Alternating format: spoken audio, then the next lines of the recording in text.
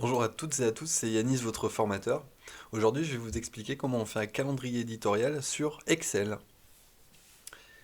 Alors, sur Excel, vous allez écrire déjà différents éléments, donc date, heure, support, sujet, objectif, impression, micro-interaction, commentaire, partage et taux d'engagement. Ça vous fait un certain nombre de colonnes, 1, 2, 3, 4, 5, 6, 7, 8, 9 et 10, tout rond, 10 colonnes pour réaliser cet outil. Alors le calendrier éditorial, grosso modo, l'idée que vous devez en retenir, ça va être vous être utile pour déjà vous affranchir de la petite angoisse du matin, vous savez pas ce que vous allez publier aujourd'hui, vous ne savez pas de quoi vous allez parler. Ça, on va supprimer cet effet-là en ayant pris le temps en amont de réfléchir, de brainstormer à peu près tous les sujets et tous les types de publications que vous pourriez créer, et puis vous les dispatcher au sein d'un outil qui s'appelle le calendrier éditorial qu'on va voir aujourd'hui. Donc ce calendrier éditorial, je vais le construire un tout petit peu. Il faut imaginer bien sûr que on met un certain nombre de lignes, peut-être même 365 lignes, pourquoi pas, hein, si c'est pour toute l'année. Moi je vous conseille de le faire sur 3 mois. Donc ce qu'on va faire là, on va pas le faire ensemble jusqu'au bout, hein, je vais pas faire les 90 lignes, mais on va aller jusqu'à la ligne 91 puisqu'il y a une en tête, et ça va nous faire à peu près 3 mois de publication. Donc là hop, on y va, 91. Et là, je vais dans les bordures, toutes les bordures, et voilà. Alors, je vais séparer en deux. Alors déjà, euh, la... je vais isoler les entêtes, pardon. Donc, bordure épaisse. Je sais qu'on peut utiliser la mise sous forme de tableau, mais je vais pas le faire parce qu'on va rester un petit peu sobre pour ce truc-là. Hop, là, ici, je vais descendre alors jusque là. Je fais les contours. Ici, j'en fais un autre de contour. Hop, et là, je suis prêt. Ça remonte mon tableau, ça y est, il est prêt à accueillir des choses. Donc là en bas, je vais renommer, je vais mettre trimestre 1, 21. Voilà, premier trimestre de l'année 21, 2021. Et oui, on est en 2021, les amis. À l'heure où je vous parle. Ici, alors, on va décider. On va reprendre l'exemple de Bonbon Shop. J'ai créé un petit exemple, voilà, un petit magasin de bonbons, et qui va communiquer sur les réseaux sociaux, sur son blog, pour se mettre en avant et bien sûr acquérir de nouveaux clients. Alors là, pour notre exemple, je vais prendre par exemple le 2 février. Voilà. Donc le 2 février, je vais faire une petite publication Insta. 2 février, une petite publication Instagram et je vais la publier à 8h50. Parce que c'est pas mal, entre 8h et 9h, c'est plutôt sympathique de le faire. Sur Instagram, voilà, donc Instagram, on va bien l'écrire. Surtout essayez de l'écrire de la même manière partout, comme ça vous pourrez filtrer par la suite, je vais vous montrer comment on fait. Le sujet, ça va être en gros présenter nouveaux produits du Japon. On va dire qu'on a fait de l'import de bonbons spéciaux qui viennent du Japon. Ok, là, ça rentre pas dans la case, en tout cas, ça empiète sur le terrain du voisin. Je vais double-cliquer entre le D et le E et ça s'intègre. Entre le D et le E qui est là, clac, double-clic et ça rentre dedans. L'objectif ici, ça va être de faire du trafic site web. Donc là, en fait, trafic site web, hein, l'acquisition. L'objectif, c'est de l'acquisition. Je laisse volontairement cette partie-là pour plus tard, je vous expliquerai. Le même jour, tiens, le même jour, hop, à, allez, à 17h50, je lance un petit live, donc Facebook Live, et je vais mettre, donc, présentation, pareil, présenter nouveaux produits Japon sur Facebook, en live. Et là, pareil, donc c'est de l'acquisition. Le même jour, euh, le même jour, et ça il faudra bien sûr que je me prévoie de le dire dans le live, hein. On va dire que je prévois déjà sur mon calendrier, mais évidemment ça ne présente pas la structure en elle-même, le fond de vos différentes publications. Le même jour, on va dire que ça va durer une demi-heure le live. faut faire attention à ce que ça ne dépasse pas les 45 minutes. Une demi-heure, c'est très bien pour du live sur Facebook. Là, à 18h30, je vais diffuser donc sur Instagram un code promo. Donc là, on va faire une story par contre. Story. Si je mets rien, c'est que c'est une Instagram normal. Donc un code promo. Un code promo. Et là, clairement, c'est pour faire de la conversion. C'est pour qu'il y ait des clients. Donc ça, c'est pour la partie où on est en train de réaliser les posts. Donc là, en fait, ça y est, on est un petit peu détendu, parce qu'on sait que le mardi, bah, on a tout ça à faire. Alors, détendu plus ou moins, parce qu'il faut qu'on le prépare, mais au moins on est serein sur les sujets qu'on va enchaîner. Et évidemment, suivant les différentes journées, bah, on aura d'autres sujets à venir dans les jours qui suivent. Et là, comme vous avez pu le voir tout à l'heure, je l'ai préparé pour un trimestre entier. Donc on sera tranquille jusqu'à la fin du trimestre, donc le premier trimestre 2021 à partir de février. Ici, alors du coup, ça c'est la première partie, c'est cette partie-là. Après, il faudra faire quelque chose, donc il faudra surtout pas oublier d'inscrire les performances, enfin en tout cas les indicateurs de nos différentes publications. Donc là, on a plusieurs indicateurs, on a l'impression, la micro-interaction, le commentaire, le partage et le taux d'engagement.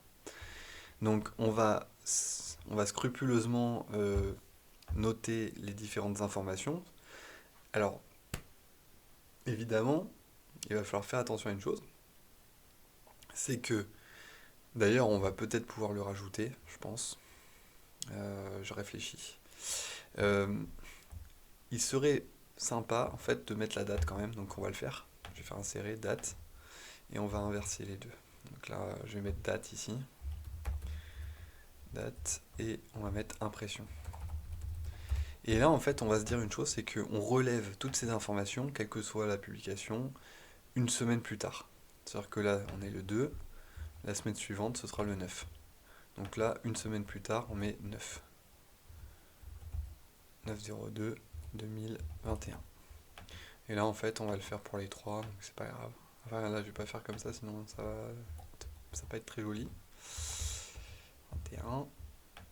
Ah, et lui, je peux le descendre, ça va. Ah oui, donc là, comme il y a incrémentation, je fais copier, c'est bon. Voilà, donc là, le 9, je vais relever toutes les informations de ces différentes publications. Donc là, par exemple, pour Instagram, à 8h50, je vais voir qu'il y a, allez, 200 impressions, il y a 10 j'aime, bouf bouf, c'est pas terrible, 5 commentaires et un partage. Ça n'a pas marché, c'était pas génial. Ça n'a pas marché de manière hyper fulgurante, mais bon. Là, le taux d'engagement, alors on va y revenir après. Ok. Donc là, pour le Facebook Live, par contre, j'ai vu qu'il y avait 500 personnes qui ont regardé, c'est très bien. Micro-interaction, on en a eu 80, excellent. Commentaires, on en a eu 40, plutôt pas mal. Et du partage, on en a eu 15, pas mal du tout. Et là, pour le code promo, pas mal non plus. On a une couverture à une semaine de 1000. On a en micro-interaction 50. Génial. Les commentaires 50. Et du partage 20 partages. Donc là, bon, évidemment, c'est complètement fictif, hein.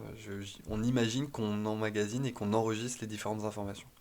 Ici, pour le taux d'engagement, eh bien, je vais faire une formule toute simple.